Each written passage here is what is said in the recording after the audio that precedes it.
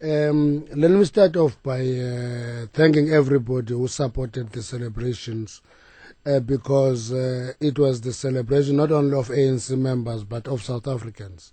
So everybody who supported us, who participated, I think we should thank them.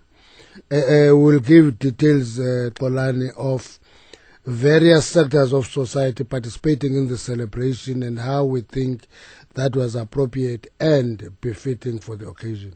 But let me come to the issues that are raised. The president of the ANC delivered the statement of the NEC of the ANC, which was quite long, but summarized it and finished it in 1 hour 5 minutes. Now, that is long, but to summarize the history of 100 years in 1 hour is in itself a challenge, because as you try to cut, you see something else that you think should be highlighted because it is important. So it is quite important. It is quite difficult to satisfy everybody when it comes to crafting of a statement. Now, I was sitting there all the time, and I hear this thing of people walking out when the president was speaking and so forth. One journalist asked me yesterday, how do I interpret that? I said to them, there are two things that are involved there. I don't want to rule out that there were people who deliberately walked out. But we were conducting an experiment which was quite new for the ANC, because we delivered the January 8th statement almost in the evening. That was a new experience. Normally we deliver the January 8th statement around midday. And people are from very far, who have no cars of their own, who depend on buses, will be under pressure at a point or another to leave the rally. And I'm saying, to me, that was one of the major factors, that as we do the analysis after the celebration, we'll have to speak to the question of, should we continue having our January 8th statement midday and allow people time to travel back? And I think that issue should be taken into account. But you can't rule out the question of people walking out. The question of factionalism, I think it is the ANC itself that always talk about negative tendencies, and factionalism being one of them. But I think it will also be equally dangerous to equate everything you see to factionalism, because you'll exaggerate the problem and be flat-footed. The news that the people were going to disrupt the rally and put the president speaking came through over and over. When people were discussing this, some of us were arguing that no, we can't plan negatively. We must plan for the success of the centenary celebrations, and if there is a disruption, we deal with that disruption as part of the event, like any other organization would do when they run an occasion like this. All right, let's talk a little bit about the content, and I think my guests also would be quite keen to involve you and engage you on that, because part of what Judith is saying, for instance, is that the speech could have gone a little bit more and given us a vision of where the party wants to go in the next 100 years. I mean, if you were in a sentence to summarize what this next year in particular is going to be about, what would you say, Mr. Mantashe? Because some people are saying last year, for instance, we knew that the ANC had specifically said this is the year of job creation. Now this year, perhaps not so clear. You see, Aubrey was correct when he said the statement, the main statement, must be read by all the analysts and commentators, because that will help them. In that statement, there is a section dedicated on the way forward. We are not going 100 years ahead, but at least we are going about 20 years ahead of us. We said what we want to see South Africa like in 20 years. And I think the summary that was given by the president of the ANC did touch on those issues, because what we talked about, one, the importance of actually reducing unemployment. Actually, we have an ambition of being a full employment economy, and therefore be left to deal with structural problems of unemployment. We are seeing education as being very critical if we're going to achieve that and continue improving in South Africa. And the time spent on education by the president does talk to that issue. We believe that all these issues can happen if we have a vibrant organization and an ANC that is in good shape, there was dedicated time on the need to build a strong ANC. Therefore, in building that strong ANC, you will also have to deal with the negative tendencies highlighted. And those negative tendencies include matters of leadership development that was highlighted by the president. What does he mean about that, and how does the ANC plan on dealing with issues of leadership development? Mr. Mantashe, can you hear me? Yes, I hear now. Yes, I was talking about one area highlighted by the president, leadership development, he said that this will be accompanied by a review of the leadership election system. Tell us about give us the detail, the meat of how that is going to happen. Leadership development, Xolani, you know that we've been talking about the political school all the time. We've got the land now. Actually, we've just taken a decision that says we've got the plan for the school. But we can't wait for a plan that is grand plan. We must work hard to even put bungalows and temporary structures and continue educating. But political education doesn't take place only in the school. It must also be driven at provincial level, at regional level. There must be mass education in all meetings of the ANC. In that way, leadership emerges and gets developed. But more important is the question of attracting the best brains to the ANC and allow people and give people space to think and analyze and be critical to the ANC. In that way, leadership grows and the leadership become dynamic. And I think that issue goes with the question of vibrant structures, membership, and a dynamic leadership that is visionary. All right, that's an important point, perhaps a point where I would like to bring back Judith again. How then does the ANC attract these best brains that Mr. Mantashe is talking about, in your view, Judith?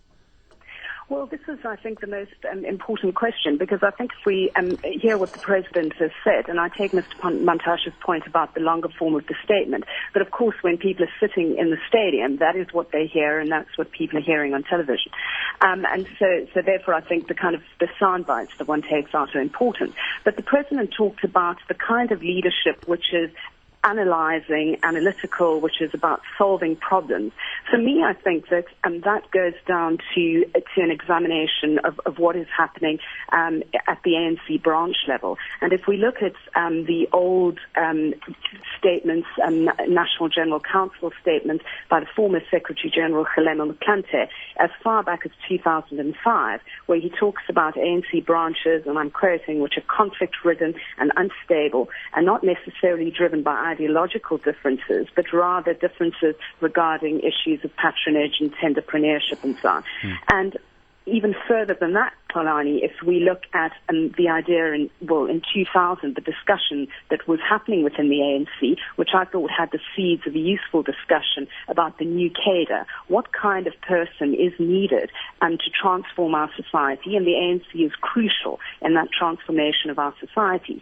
And that, of course, means a regeneration and a renewal. So this is not a new discussion, but I did think that the reference to a type of thinking which is more analytical, which is more, which is really looking at trying to solve problems in that way, and so draw in many parts of our society. I think that's useful, but I don't think that that's going to be able to be achieved unless the unit, the core unit of the ANC, which is the branch, is rejuvenated and renewed. And that is indeed about political education, and also about issues, as the President himself said, of the values of the ANC and how the organization is attracting people. I think it's a very complex issue, because it also depends often on people's exposure to the kind of political education which one would hope those who join the ANC would be steeped in. But that is not to say that, of course, the leadership of the ANC throughout the NEC, throughout its structures, don't have to also lead by example. And I think that sometimes what we have been seeing in the past years is that there is a disjuncture between the rhetoric of the values of the ANC and indeed the kind of leadership that we are seeing. And that starts from the top and it goes down to the bottom. And so unless tough decisions are able to be taken around issues of ethics in every sphere, whether it's in Parliament, whether it's at local government level, we're not going to get that kind of analytical leadership, because the best people in society are often going to be outside of that circle, and you're going to find that the party is attracting people who are opportunistic. And so I think it's an extremely complex challenge for the ANC, but one which they dare not miss a beat on, because of course that has an impact on the way in which the state is run, and also on the services which are delivered to citizens. Mr. Mantashe, agreed? I think Judith is correct in a number of areas. I think I agree with many things she's saying. But let me give you the question of a branch. We're having 4,316 branches of the ANC in every ward, and a little bit beyond the ward in some instances where there are geographic challenges. But more important to me is that I can tell you that the branches are not at the same level of development. There are branches that are quite active. Actually, more than 50% of ANC branches are quite active, but there are branches that are not active, where you must help them. Sometimes you discover that they don't know where to start, what to do next, and you have to give them documents and be able to say, please read strategy and tactics, please read your constitution, please read this, because sometimes many of the members of the ANC have sometimes ask the head office to interpret a constitution which they have as a copy. The more members of the ANC take responsibility of reading ANC documents, the better the ANC would be. But where I think we should talk more is the question of whether attracting opportunistic characters into the ANC is something that will end. We have talked about what we call sins of incumbency, Xolani, which is new challenges that the ANC is confronting because it was a liberation movement working under difficult conditions. Membership of the ANC reflected commitment, not just, the commitment of a pig and the commitment of a hen to a breakfast is not the same. The pig puts its life, the hen just lays the egg and leaves. So it was also almost that commitment of putting your life in line to be a member of the ANC. Now we are a ruling party. As a ruling party, people come forward to the ANC for many reasons. Others want to have that membership card because it may be a license to get tenders and all that. We are aware of those issues. We're talking about them. We are confronting them. That's why the ANC does support institutions that deal with these issues. In general. All right, and we'll pick up on the issues of these opportunistic characters and what this drive then to get about 1 million members or so will do in as far as this is concerned, because some people are saying, well, you open the door, then clearly you're going to get some flies as well. But let's get Aubrey's view before we take the news headlines. Aubrey, particularly the issue of leadership development, do you think that that's the crux of the matter, and if the ANC were to get this one right, perhaps things will go smoothly in the next 100 years? Well, leadership is not the only thing they need to get right, but also that the kind of people with the qualities and the characteristics the president spoke about yesterday are already in the ANC. And the question is about how, first of all, you identify them, secondly, how you move them to the center, but more importantly, how you make sure that you keep on creating on a continuous basis layers of membership that can produce people with the kind of characteristics and qualities the president was talking about. But what we need to do when we look at this January 8th statement is to remember that, first of all, the celebrations will be taking place over a period of 12 months. And therefore, this January 8th statement should not be seen only in terms of what the ANC needs to achieve this year, but also needs to be seen in terms of what the ANC needs to achieve over the next 20 years or even over the next century. And in doing so, given the fact that the celebrations will be going on for 12 months, this gives the ANC an opportunity not to limit itself to the four corners of the January 8th statement as it exists now, but to make sure that over the next 12 months they give more content to what is contained in the January 8th statement. Because the challenges that face the ANC, firstly, are that of transforming society in the process of creating a new society, what the ANC calls a national democratic society. Secondly, the task of transforming the state. And thirdly, the task of ensuring that the ANC retains its relationship with the people. But of course, those three are dialectically linked to the state of the ANC itself. It's one thing to state these ambitious goals, but it is another to look at whether the ANC is in a state that will make it equal